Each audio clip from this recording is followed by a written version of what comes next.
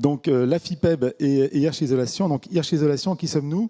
Nous, on appartient à un groupe autrichien qui s'appelle Hirsch, un groupe qui existe depuis une cinquantaine d'années, qui est spécialiste du polystyrène expansé dans le bâtiment ou pour les applications emballage par exemple, et qui est aussi leader technologique puisqu'il fabrique les équipements qui servent à faire le polystyrène.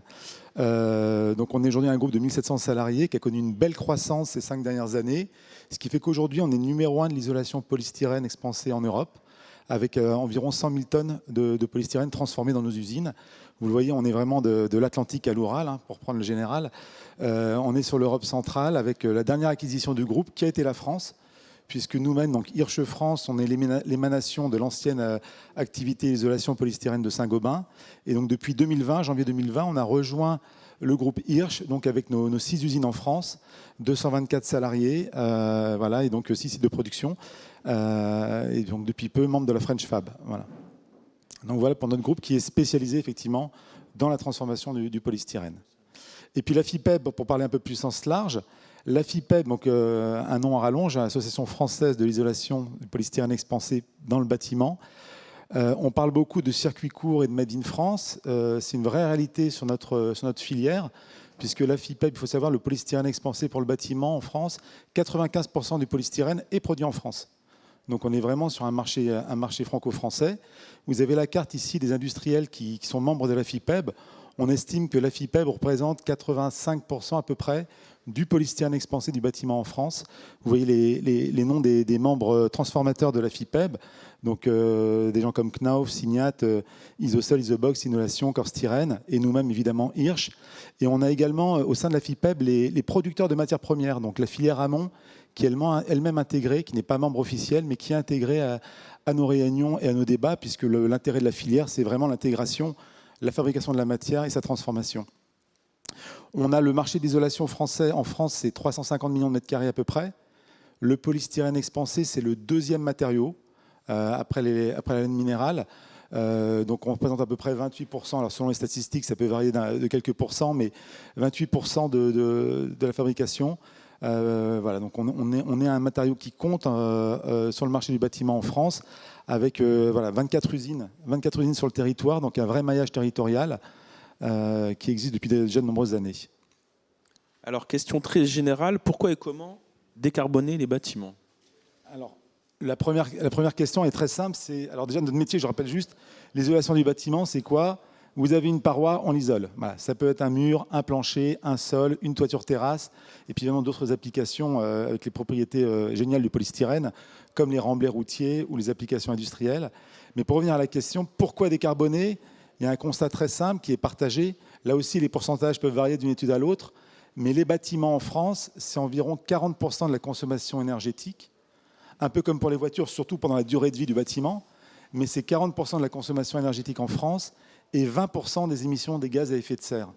Donc la question n'a même pas à se poser. Il est évident que si on fait un Pareto, on a tous fait les mêmes études, on fait un Pareto, il faut taper là où il y a les barres les plus hautes.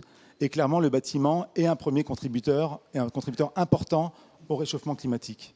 Voilà, donc il n'y a pas de sujet, il faut décarboner. Et comment? Alors comment? Alors déjà pourquoi? Alors pourquoi isoler? Alors déjà la bonne réponse, comment? La réponse est simple, c'est il faut isoler. Il faut isoler. Et un chiffre très simple, si on isole en polystyrène expansé, toute l'énergie et les émissions de CO2 nécessaires à la fabrication, au transport, à la pose et à la fin de cycle de vie du matériau, elle est économisée 110 fois dans la durée de vie du bâtiment. Un bâtiment, on estime que c'est 50 ans, alors c'est des chiffres moyennés évidemment, mais sur un bâtiment de 50 ans, en gros, au bout de 6 mois, on a rentabilisé l'impact CO2 du matériau. Donc c'est un sujet qui est évidemment à promouvoir, à mettre en place. Il y a des plans ambitieux et il semble évident que voilà, l'isolation des bâtiments en général et en polystyrène expansé en particulier, ce sont des vrais vecteurs de progrès et des résultats très concrets sur la baisse des consommations d'énergie. C'est ce qu'on voit aussi, c'est la flèche verte. Quand on isole, on consomme moins. Donc on parlait tout à l'heure les meilleurs déchets, ceux qu'on ne produit pas. La meilleure énergie, c'est celle qu'on ne consomme pas. Donc on est vraiment dans un cycle vertueux où on contribue aux baisses de consommation d'énergie avec en plus un impact qui fait que le CO2 généré par nos matériaux est largement économisé dans le cycle de vie du bâtiment. Donc, est-ce que vous aviez, il me semblait qu'il y avait encore un slide. Comme ça. Comment Alors voilà, alors donc on arrive là-dessus effectivement sur les deux axes principaux finalement pour décarboner, que vous allez nous détailler. Oui. Il y a deux approches donc. Absolument, alors on n'aura pas les Césars, je suis désolé, on n'a pas répété. Alors on a évidemment deux axes majeurs de travail. Le premier, c'est réduire notre impact, celui de nos usines. Voilà, on est implanté en France, hein. On sait comme l'industrie a parfois mauvaise presse, pour de bonnes ou mauvaises raisons, mais en tout cas, on est implanté en France, donc on a à réduire l'impact de notre activité. Et puis après, on a évidemment à travailler sur optimiser le matériau en lui-même. Donc ce que je vais vous présenter, c'est juste ce qu'on appelle le cycle vertueux du polystyrène. Donc le polystyrène, aujourd'hui, on connaît son origine, hein, à la base, pétrolier. Le polystyrène, il faut que chacun des maillons de la chaîne soit optimisé. Donc il y a une partie qui concerne effectivement notre activité. Donc dans nos usines, l'énergie utilisée, c'est la vapeur d'eau. Donc on va travailler sur quoi? On va travailler sur les chaudières qui étaient au fioul, on les passe au gasoil, on les passe à la biomasse.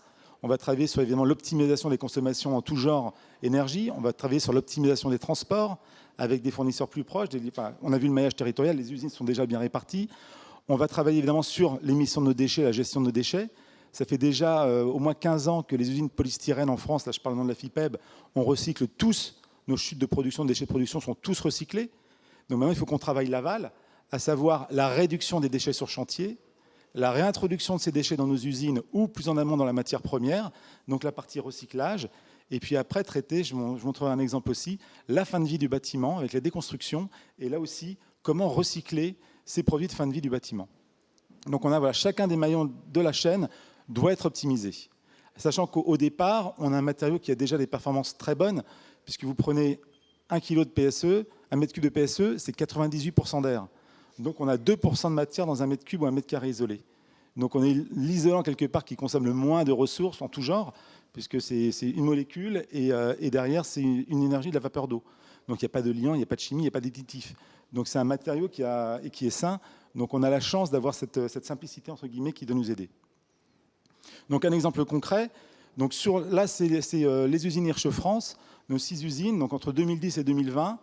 On a mesuré, donc évidemment ramené à isoproduction, on a mesuré les impacts, comment est-ce qu'on a pu travailler sur nos impacts. Et là aussi, la filière PSE n'a pas attendu les messages de la COP21 ou la réglementation. On est tous responsables. Donc on a travaillé sur la réduction de nos émissions. Et là, c'est concrètement, on l'a mesuré, on est certifié de 14001, donc il y a des choses qui sont mesurables et vérifiées. On a réduit nos déchets, on a réduit l'énergie. Et pour les émissions de CO2, elles ont baissé de 35%, notamment par des conversions. Là, on avait des chariots au fioul, on est en chariot électrique. Enfin, voilà. Il y a 50 000 exemples. J'ai parlé des chaudières qui sont chez nous le poste principal, où effectivement, des chaudières nouvelle génération ou au gaz ou en biomasse, ça apporte évidemment un bilan bien meilleur. Très bien. Alors, vous êtes aussi président de la FIPEB, on l'a dit tout à l'heure. Est-ce qu'il y a un message que vous voulez faire passer et quel frein vous vouliez Oui, je parle des matériaux aussi. Ah oui, alors les matériaux, allez-y. Les matériaux, c'est un point important, c'est qu'aujourd'hui, même si on a 2% de matière dans le matériau, il est important que ces 2%, on les traite et encore mieux. On est un plastique, donc on a malheureusement l'image du produit plastique, mauvaise réputation. En plus, le polystyrène, c'est de l'emballage, c'est de l'usage unique. Ce n'est pas le cas de nos matériaux, puisque nos matériaux vont durer la durée de vie du bâtiment. Et typiquement, on a aujourd'hui 2 grands axes de progrès pour réduire l'impact carbone de notre matériau. Le premier, c'est sortir de la ressource fossile en prenant non plus un polystyrène d'origine pétrolière, mais un polystyrène d'origine verte, puisqu'aujourd'hui, il y a des procédés en place où, à partir de déchets forestiers et végétaux européens, vous connaissez la pyrolyse, je pense que vous en avez parlé aujourd'hui dans la journée, oui. On arrive à produire la même molécule. Donc on a aujourd'hui des polystyrènes qui ont les mêmes performances que les polystyrènes d'origine naphtha pétrolier, mais avec une origine qui sont des déchets. Donc là aussi, ce n'est pas des plantes qu'on fait pousser pour nous. On récupère les déchets de différentes industries. Donc c'est beaucoup plus vert. Et on vous a mis ici un exemple concret qui sont 2 produits de notre gamme qui servent à l'isolation par l'extérieur des maisons.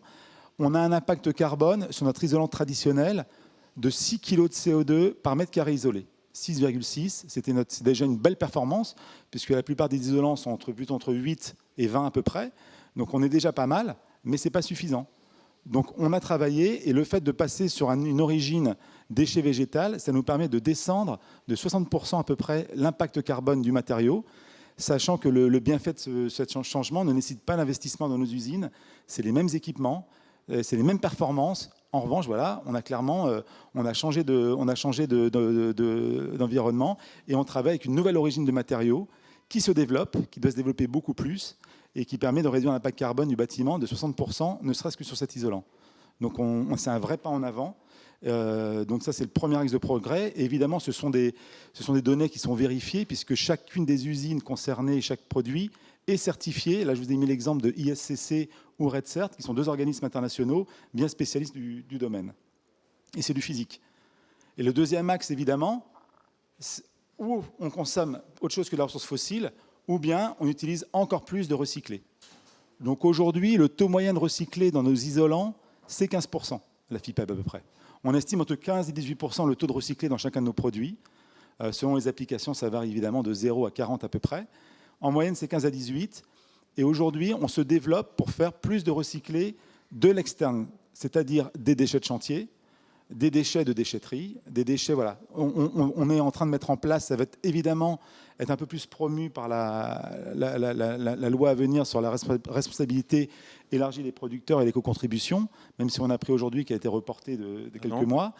On a mis en place ces filières-là. Là, c'est l'exemple de ce qu'on a mis en place chez Hirsch, qui existe chez nos confrères de la FIPEB différents. Et puis la FIPEB elle-même a signé un engagement il y a 3 ans maintenant, avec un objectif sur le recyclage et la mise en place de 2 filières. On s'est engagé avec un objectif 2025 à 2500 tonnes, avec un engagement volontaire qu'on a signé tous ensemble. Magnifique transition pour la question que j'avais déjà commencé à poser tout à l'heure.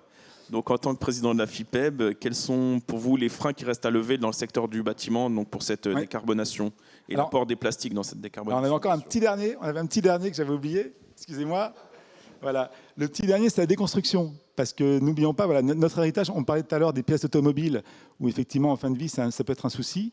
Ben, nous, on est maintenant, avec tous les chantiers de rénovation qui sont lancés partout, on se retrouve à devoir démanteler des bâtiments qui ont été faits dans les 50, 60, avec peu d'isolation, ou de l'isolation qui est absolument plus utilisable aujourd'hui, ne serait-ce parce qu'il y avait des composants, par exemple ignifugeants, qui sont interdits aujourd'hui.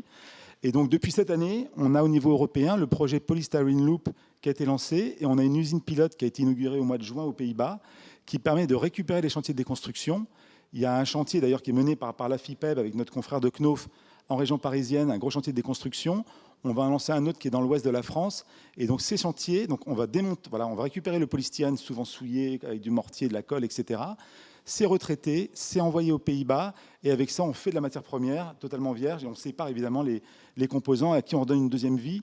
Donc on est vraiment capable de fermer la boucle aujourd'hui, y compris sur l'historique qu'il faut assumer du passé et des modes constructifs un peu anciens. Ça, c'est vraiment intéressant. Et donc, je ne vous repose pas la troisième fois la question, mais je vous laisse y répondre. Alors, il y a des freins. Alors, le premier qu'on a réussi à lever, et donc là, c'est pour ça que je parle vraiment au nom de la FIPEB, c'est qu'on parle maintenant au nom de la filière. Parce qu'on est tous concurrents au quotidien sur le terrain. On a compris que face aux enjeux et tous les changements réglementaires et autres qui arrivent et qui sont en train de se passer, si on ne parle pas d'une seule voix, voilà, on ne sera pas visible. Déjà qu'on n'est pas énorme, vous avez vu, on est une petite industrie, mais voilà, mais derrière, c'est l'emploi en France, etc. Donc c'est un sujet sérieux qu'on porte à bout de bras. Et je verrai deux freins. Le premier, c'est qu'il faut qu'on travaille notre image, parce qu'on est malheureusement, le plastic bashing, c'est une réalité. Le polystyrène encore plus, puisqu'on est vraiment associé, voilà, on est du pot de yaourt, on est l'emballage de kebab, donc les gens ne font pas la différence, ils voient le mot polystyrène, ils n'imaginent pas une seconde qu'il n'y a que 2% de matériaux, ils n'imaginent pas une seconde qu'on sait faire du polystyrène qui n'est pas issu du pétrole. Donc il faut vraiment qu'on travaille la notoriété, l'image du produit, qu'on communique mieux, plus, qu'on soit plus convaincant, donc qu'on soit plus actif aussi dans toutes les instances parce qu'on n'a peut-être été pas assez visible. Donc il faut vraiment qu'on porte notre matériau, qu'on soit fier de notre matériau et qu'on continue par des démonstrations comme on le fait en ce moment, prouver que les sujets d'avenir qui sont sortir des ressources fossiles, décarboner et recycler, c'est vraiment ce qu'on sait faire et qu'on sait très bien faire et qu'on se fera encore mieux demain. Donc ça, c'est le premier objectif et le premier frein à lever. Et le deuxième, il est qu'aujourd'hui, malheureusement, et c'est très caricatural en France, mais on a beaucoup d'instances qui nous régissent, qui sortent les textes de loi. Donc on a des représentations avec des associations qui présentent plusieurs matériaux, où il y a des forts lobbying. on ne va pas se mentir, lobbying de certains isolants, de certaines filières, etc. Et ce qui fait que les décisions et les lobbying qui se font ne sont pas toujours faits pour l'intérêt de tous. Le message, c'est que les enjeux qu'on a aujourd'hui, on sort de la COP26, on voit bien qu'aujourd'hui, il y a une insatisfaction et qu'il faut aller beaucoup plus vite, beaucoup plus loin. Et qu'aujourd'hui, on est encore dans une phase, et on le subit, par exemple, sur l'exemple des fiches de données environnementales et sanitaires, les FDES, sur lesquelles des choses mises en place sur les principes de masse balance qui sont reconnus, qui sont physiques, qui sont appliqués, par exemple, à l'électricité, sont mis en cause pour le polystyrène, tout simplement pour une basse histoire de lobbying entre matériaux. Alors que je suis persuadé que ce qu'on met en place entre sortir du fossile, la masse balance, le recyclage, ce qu'on fera pour une filière peut bénéficier aux autres, parce que derrière, ce seront les mêmes mécanismes. Un recycleur, ce qui se fait ailleurs, ça peut se faire pour un autre matériau, ça peut donner des idées. Donc on est encore dans une guéguerre de matériaux et de lobbying qui n'ont malheureusement plus lieu d'être et qui font très mal, parce que derrière, encore une fois, ce sont des industries, ce sont des investissements majeurs qui ont été faits ces dernières années, et ça risque d'être mis à mal avec des impacts lourds sur les business de chacun d'entre nous, et pour des mauvaises raisons. Donc si c'est pour des bonnes raisons, parce qu'on n'arrive pas à répondre aux enjeux de demain, soit c'est normal, on évolue. Mais pour le coup, la filière se mobilise, on a plein d'actions concrètes, on a plein de plans d'action, et on voit des freins qui sont totalement irrationnels, parce que c'est un post LinkedIn dégueulasse qui n'a rien à voir. On sait que, alors qu'il n'y a aucune étude derrière, donc aujourd'hui il y a des organismes certificateurs, il y a des vérificateurs pour les FDES, il y a plein de choses qui existent, il y a des textes européens, il y a des pratiques qui se font dans les autres pays. Il faut aussi que dans les freins, c'est qu'on regarde ce qui se fait dans les autres pays. Les Allemands ne sont pas plus cons que les Français. Enfin, il faut qu'on regarde aussi ce qui se fait dans les autres pays. Et donc il faut qu'on sorte de ça et qu'on sorte un peu de tous les clivages pour dire qu'aujourd'hui, si l'enjeu c'est décarboner, parce que derrière c'est la planète, qu'on y mette les moyens et qu'on oublie les casquettes avec les marques d'un tel ou un tel, ça nous fera du bien à tous. Voilà. Très bien, merci beaucoup Amaury.